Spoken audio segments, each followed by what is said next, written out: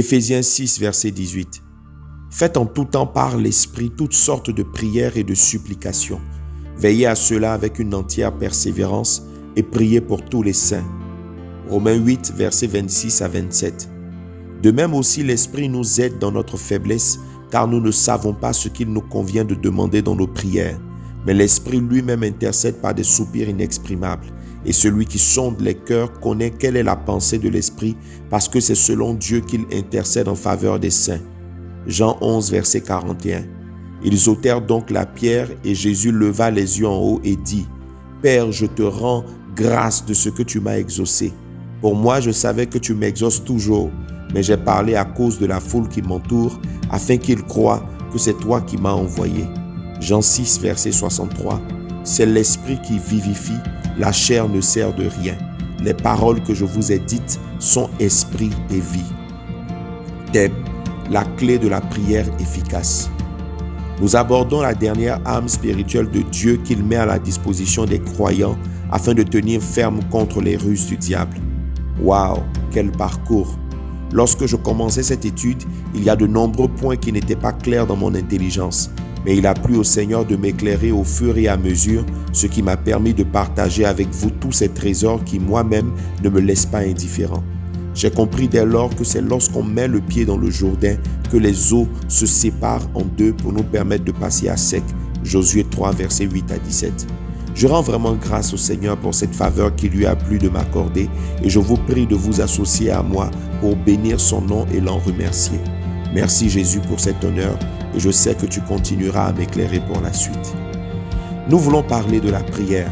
Waouh, c'est un thème vaste, tant il a été traité de 1001 manières par des éminents hommes de Dieu. Je voudrais, selon qu'il plaira au Seigneur de m'accorder des éclairages, contribuer à aider les chrétiens en tenant compte de l'œuvre de Jésus à la croix, afin que leur prière soit efficace.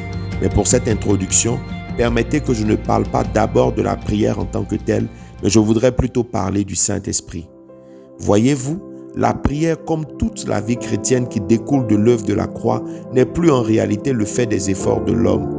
En effet, Dieu, sachant l'incapacité de l'humain à respecter ses commandements et sa volonté, a trouvé la parade en décidant de vivre lui-même en nous par son esprit, selon qu'il est dit dans Ézéchiel 36, verset 27, et je cite : « Je mettrai mon esprit en vous et je ferai en sorte que vous suiviez mes ordonnances et que vous observiez et pratiquiez mes lois. » Fin de citation.